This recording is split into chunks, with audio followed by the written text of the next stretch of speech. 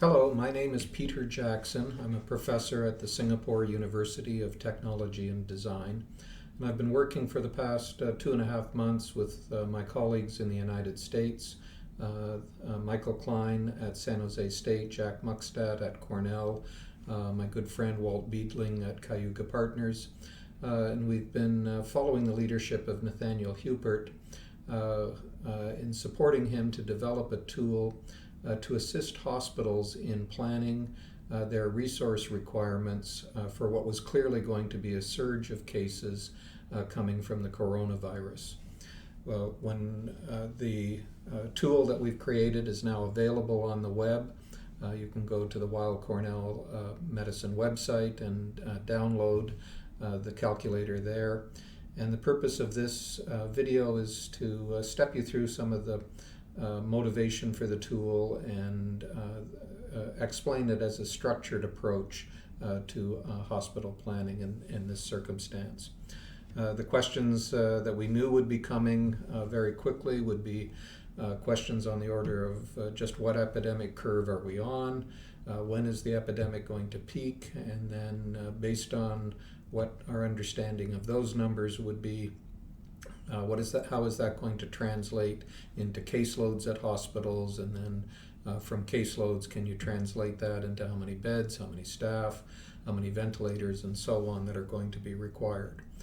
So the uncertainty with this is still enormous. Here we are on the 3rd of April, and the continuous evolution of this story. We still don't know key factors about how this disease is spreading, but the initial numbers we were seeing out of Hubei province in China were quite frightening. You can see that red curve there, indicating a very quick spike in hospitalization cases with a peak at around 30 days from onslaught. But in reality, since we don't know, the shape of the curve could be quite different. The peak could occur at 30 days, at 60 days, at 90 days. It could be a very sharp uptake and fall off, or it could be more broadly spread out over time. So we have to go in to this modeling exercise agnostic as to what the true curve will be, and then as we get more information, we can select based on local information what the best curve is to be using for this. The other phenomenon that I want to point out is that to convert hospitalization numbers into occupancy numbers, we have to understand the relationship between the length of stay and the arrival pattern. So if you just picture a regular process where a patient comes in and spends a certain amount of time in the hospital, as long as they come in at a steady rate, there's a fairly predictable inventory of patients and occupancy that will result from that. And if the arrival rate increases, then you can expect to see, even with the same length of stay, you can expect to see a higher number of patients in the system at any given time. It's a simple consequence of what's known as Little's Law. The product of the arrival rate and the length of time, the length of stay, will give you the occupancy. So what we're facing in a surge is something a little different, because now the surge can increase very rapidly, and again, you have the same, even with the same length of stay parameters, it can dramatically change what the occupancy picture is going to look like. So we can have a dramatic increase in occupancy and then have it taper off once we pass the peak. So I wanted to explain what we're doing here as a structured approach to hospital resource planning. In the end, we want to end up with an estimate of how many resources we're going to need, and more importantly, a time profile of when those resources are going to be needed. But to get there, we're going to go through a few steps to build up from a small set of parameters that we're constantly reevaluating as the situation evolves, putting those parameters together and coming up with these estimates. So we'll start by first estimating the population that's being served by the hospital. So you think of a catchment area of all the general numbers of people that are served by a particular hospital. Given that, we want to translate that into how many of that population will, first of all, be infected by the virus, and then of those infected, how many will be symptomatic, and then of those who are symptomatic, how many will be hospitalized. So from that, we get an estimate of the caseload that will be arriving at the hospital in total over time. The next thing is it's going to be important to understand how many of those patients will require critical care, ICU and perhaps ventilators. So from that, we now have a breakdown of critical care, medical surgical bed demand, and the next part is how is that going to be spread out over time. So at that point, we will be selecting a peak day for the epidemic and some shape that we believe describes the duration of the epidemic. So that allows us now to scale and shift the epidemic curve to meet the most recent data that we have available.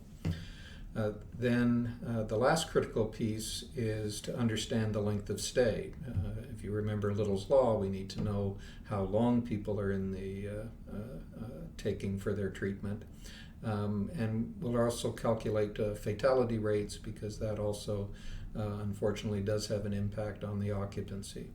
But coming out of that, we would have two things. We'd have a profile of the occupancy over time, broken down by patient category, and then we can translate those numbers into how many beds will we need, how many ventilators, and so on. It's sometimes useful to translate those numbers with one more step, which is to say, well, suppose we're not able to come up with those resources, what will the consequences be? And for that, we may want to make a quick calculation as to how many people would actually be denied access to these resources. Or another way of translating it is if we don't have enough ventilators, what will be the fatalities that result from not being able to serve those patients. So those are the issues that we're dealing with, and the process steps that we'll go through. At this point, I'd like to switch over to the actual tool to step you through where you put those inputs if you're a hospital planner, and how to interpret some of the outputs. So I'm switching now over to the spreadsheet itself. As I indicated, you can download this from the Cornell Weill Medical College. And the spreadsheet is set up. All of the sheets are protected. You can certainly unprotect them and change the formulas if you have a better model or better assumptions to use. But we're trying to make this as simple as possible for for planners to come in, make changes to these numbers that are in blue. These are the numbers you're responsible for. And then you'd be able to generate a report that would be useful to you. So one of the first numbers you can put in is what you think where day one is in the epidemic curve. So we could put that in towards the end of March here. I'll mention all of the numbers that are here right now are hypothetical numbers. We're just illustrating the formulas or the calculations that the spreadsheet is making. You're responsible for updating these numbers to reflect your situation. But the step one, and these steps are numbered slightly differently from the graphic I presented earlier, but step one in the spreadsheet is to take the population census. This you can gather from government published data, broken down by age in these categories. So that gives the total population within the area that your hospital serves that would be available or could be influenced by the virus. You could, if these are published numbers, you may want to scale those by a market share if there are multiple hospitals serving that same region. So then that would translate into these numbers on the right here, which are the basis for the calculations on the scale of the epidemic that you'll be facing. There are the next two numbers are subject to a lot of debate in the medical community. It's outside my expertise to weigh in on those, but they are critical numbers for estimating what's going to happen in the future. So, and it's really the product of these two numbers that will end up driving the hospitalization. But we would want to know what's the attack rate or what's the infection rate of the disease. So how many people or what percentage of the population will become infected over the course of the epidemic, even if they don't exhibit any symptoms. Then the next percentage says of those people who are infected, how many actually become symptomatic. So that's yet another number that people are constantly trying to get a handle on and update. But you're free to update that with the latest information.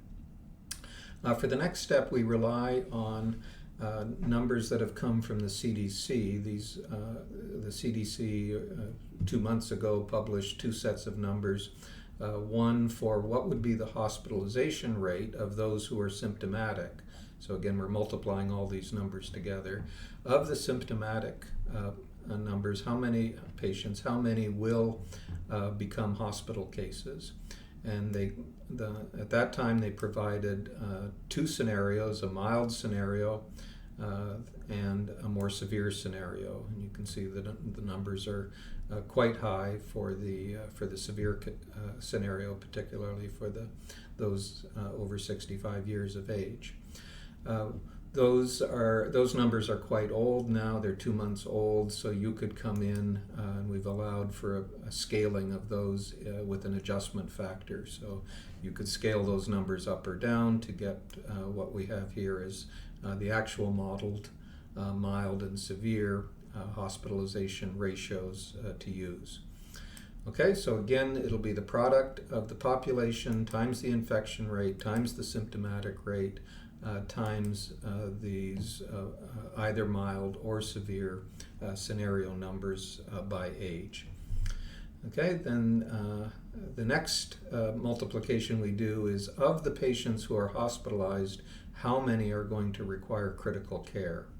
And here again, we fall back on CDC numbers. Again, the ones in this table are dated, but the numbers we were given 2 months ago was under the mild scenario. These are the fractions of hospitalization cases that would require critical care. And there were two different scenarios, mild and severe, for each of those. And again, you may want to modify those because the world has changed, and we give a way for you to simply scale those numbers using these two cells here. So you could adjust those. Okay, then, the combination of those numbers, the population numbers times the infection rate times the symptomatic multiplied by the hospitalization ratio, and then multiplied again by the critical care hospitalization ratio, will give us the total number of patients in those different age categories under two different scenarios. And so we've summarized those here. So you can see here the total medical surgical cases, those are regular hospitalizations, not the critical care, would fall in this category.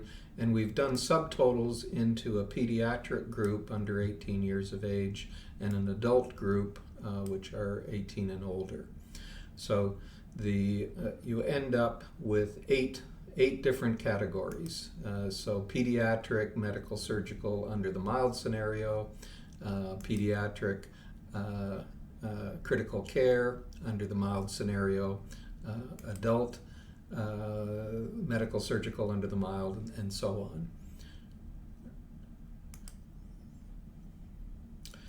So going forward, it's these 8 numbers that you see here that we'll be using to drive all of the subsequent calculations. These are the total number. The next question is, how will those numbers be spread out over the life of the epidemic, over the whole span? So for that, we need a curve, and we're allowing you to choose 2 different numbers here. One is, when do you think the peak will occur? Okay, so again, they're constantly changing estimates as to when this peak will happen. You get, based on your data, you get to put in what you think the day might be. And the spreadsheet allows you to put in anything between 30 and 90 days here. So for the purpose of this demonstration, we'll put it at 45 days. Also, there's a drop-down box here where you can choose one of 5 different shapes to the overall curve. This will determine the duration of the epidemic, and so you'll get very different epidemic curves depending on which of these you choose. I've suddenly picked the E-type, which is extremely peaked. So that would be a pessimistic number in terms of the demand on a hospital.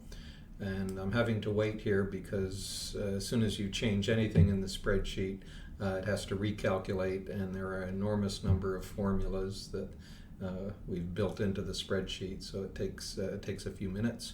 You can see a percentage down here in terms of the calculation. So it looks like it's finished. If I just scroll over to the right, I get some feedback on what I've done. And this now is the different hospitalizations that would result from all of these calculations. So remember, we had, if I can scroll over a little bit more, we've summarized these into mild medical surgical or ward, mild ICU, so these are the lower numbers. This would be the ICU. The red curve down here is the total of critical care patients requiring hospitalization. The blue number would be the medical surgical non-critical care patients, both adult and pediatric, that would be arriving. So these are the admissions into the hospital under the mild scenario, and you can see for the severe scenario, the red is the medical surgical, the ward, and the yellow is the total of adult and pediatric coming in for ICU under the severe scenario. So 2 different scenarios are represented there. So those numbers are sufficient to get to the caseload of what's entering the hospital. To get occupancy, we need a little bit more information from you. We need for you to estimate the length of stay. So for the length of stay, we've limited it to 4 categories. What's the length of stay for adult medical surgical? What's the length of stay for adult critical care, and similarly for pediatric? So here you can put in a minimum number of days and a maximum number of days. So that's a range in which you expect most of the patients to be spending in treatment within the hospital. These numbers are, again, subject to constant update, so you have responsibility for changing those numbers based on what you're seeing in your hospital or in hospitals that are ahead of you in terms of the epidemic. We also require an estimate of the fatality ratio, so of the cases admitted in each of these categories, how many are you seeing or do you expect will become victims while they're in the hospital? So you're estimating the fatality ratio during their stay in the hospital. Now, it's also quite possible that you then, for those patients, for the victims, you may want to adjust the length of stay. For those, rather than specify them by mins and maxes, we just kept it simple, and you could apply a scaling factor here. So I'm saying with these numbers, I'm saying there would, if they're victims, adult victims in medical surgical, we would scale down the length of stay by multiplying by a third. So it'd be 33% of these numbers. So sort of 1 day up to just a couple of days. So you can essentially adjust the length of stay of victims separate from the survivors. So these numbers on the left are for survivors, and then you would scale it by these numbers to get the length of stay for victims of the virus. So that's enough information now to generate estimates of what the occupancy will be. So for this, I'll switch over. We've created an output page. So the intent of this page is one place where you could grab all of the information and paste it into another document as a summary of your calculations. So this goes quickly through and summarizes what your estimates of the population are. It summarizes what parameters you're using for symptomatic and hospitalization ratios, when you selected the peak day to be in the shape that you were choosing from. It repeats the minimum and maximum length of stay as well, together with the fatality ratio. So based on that, then the model generates all of these outputs for you. You get a total count on the number of symptomatic patients over the whole time period, with percentages that indicate how much of the population ended up being symptomatic.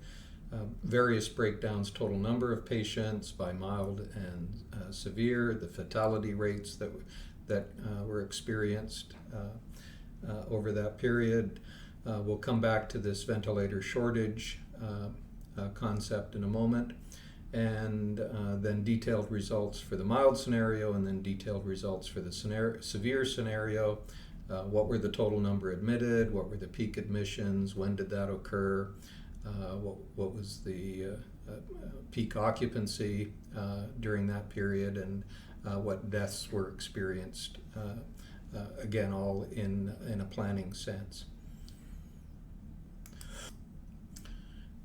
And if you continue to scroll down, you'll see a number of charts that have been extracted from this. So, for example, this is the occupancy within the hospital for the severe scenario, broken down by pediatric, medical surgical, and pediatric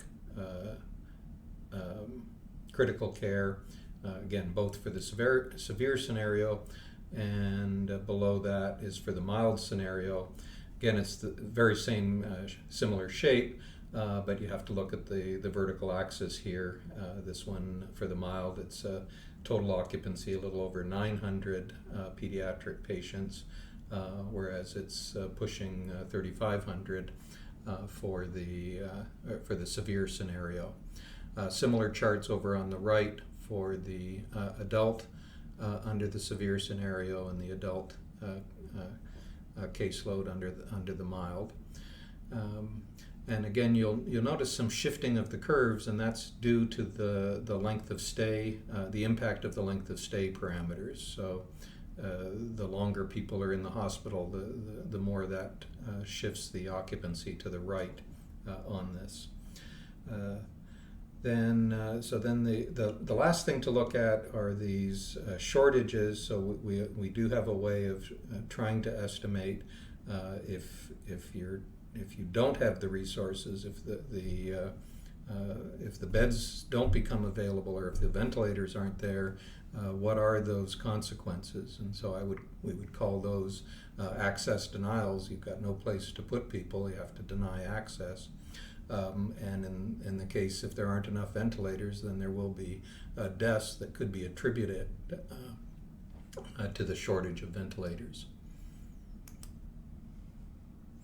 So you'll notice in this setting for the parameters, there are no shortage deaths and there are no access denials. So presumably we have enough resources in the system to meet all of these demands. But if you do wish to look at those calculations, you could come back to the first page, and there's a place down here, step 9, if you want to explore what we call the capacitated model, the model that has capacity constraints in it. And you may not, we put in very big numbers here to make sure that capacity was not an issue. But suppose we simply took and put in that there were only 20,000 ventilators available, for example. It's also going to be critical as to how many patients you can serve with a ventilator. The New York hospitals are experimenting with splitters where you can keep 2 patients or more on a ventilator, on a single ventilator. So you could change this number if you're employing that strategy to stretch the resource further. Okay, so I've entered the cell and it has to recalculate. So with that 20,000, it's not going to be sufficient.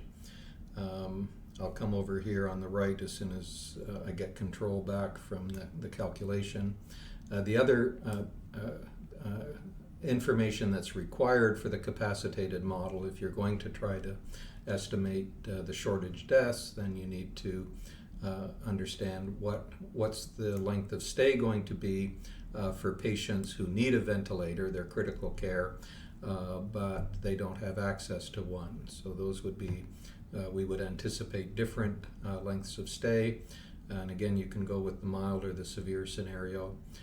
We can expect quite high mortality rates with those patients, and the length of stay would, if they do die, then we'd put in numbers indicating that their length of stay would likely be shorter than the length of stay for the survivors. So again, these numbers would represent length of stay for survivors, but then it would be adjusted downwards by the victim length of stay adjustment factor. So these blue numbers would allow you to fine-tune what your estimates are of the consequences of shortages in this environment. So we'll go back over to the output page and give it a chance to, it's going to have to update here.